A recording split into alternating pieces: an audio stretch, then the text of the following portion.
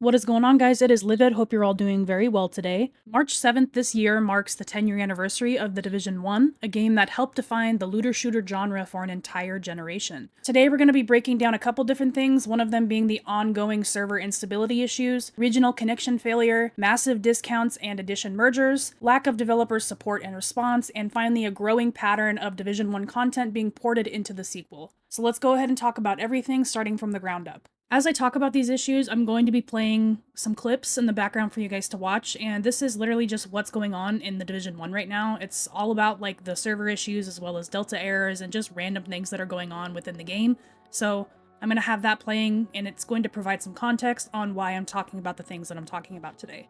Over the last year or so, server performance in the first game has noticeably gotten worse over time, and these last few months especially has been extremely bad. Players in particularly Oceania and Australia report inability to connect to local servers. They're being forced to use VPNs to access different regions or have to accept invites through the Ubisoft launcher just to connect properly. And most recently, everyone is having issues with queue times loading into the game. This was pretty expected just because of the massive discount that's happening right now currently on Steam. It's not only the queue times that we've all been collectively facing together, it's also things like hit registration, overall lag and desync, and delta errors are back to back. And these reports aren't isolated in any one section of the community. These complaints have been seen everywhere, including the official Ubisoft Discord server. One of the most frustrating parts about this entire thing is that new tickets that are being created by newer players that are just coming to the game, experiencing issues, or even older players just trying to find out some long-term issues that have been going on for years, these are being closed by the Ubisoft support staff, and their explanation says that there are no developers actively working on this project anymore,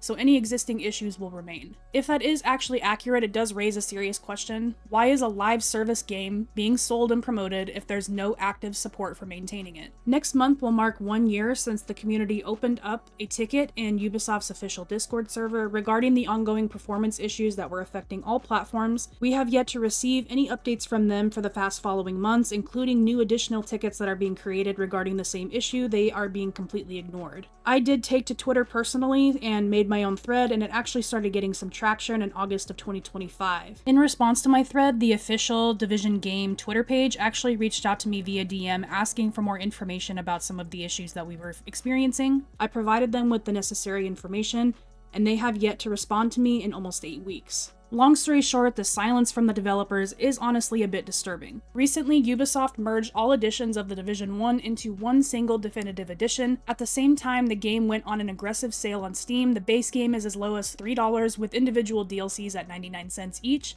The definitive edition is 90% off for $5 for all of the DLC content for the game. On paper, that looks like a celebration sale. Obviously, we want new players to come to the game. We want to be able to share this experience with them. But here's the dilemma.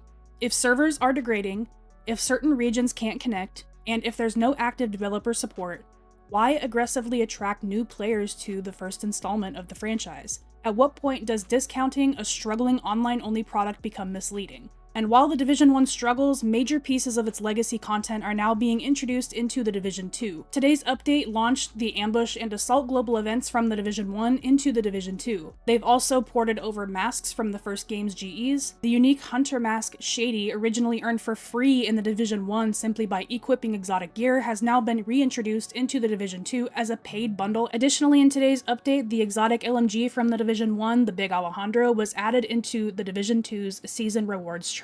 Not shown yet, but I've seen from reports that additional Div 1 cosmetic items have been added into today's update for the Division 2, including the Alpha Bridge outfit bundle, the Firefighter outfit, the JTF outfit, the LMB outfit, as well as the Striker outfit. And something that hits home the most for us Division 1 players is that a new DLC for Division 2 was teased today, taking place inside Central Park. For veteran players that have been playing Division 1 for 10 years now, this location carries weight.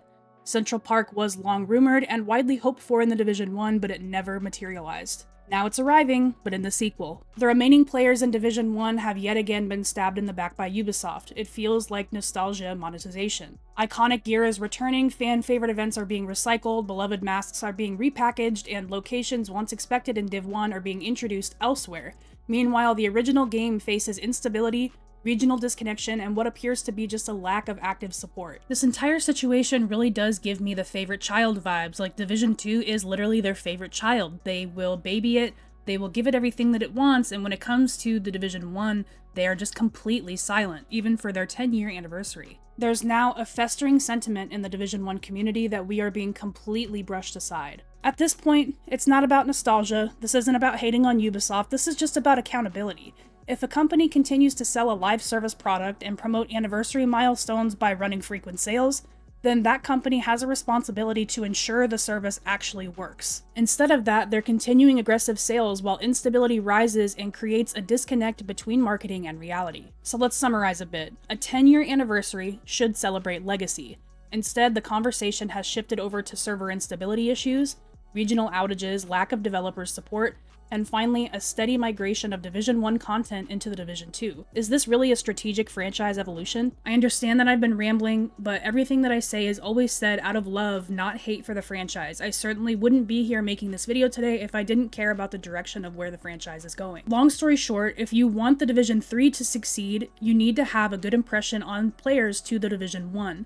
If they're immediately met with really bad server issues, players will not want to purchase the second game or even give it a try, let alone the third game down the road. A 10-year anniversary should always celebrate legacy, and in this instance, that legacy is being mishandled. And so far in this video, we haven't even really discussed that they haven't really done anything for the Division's 10-year anniversary besides the definitive edition, and I guess the 60 FPS update for PlayStation was conveniently bundled in with their ideas for the 10-year anniversary, but they really didn't do anything. There was no new content, they didn't fix any of the old issues that I brought up multiple times, and worst of all, they're just closing new tickets. So how does this really feel celebratory for a 10-year anniversary?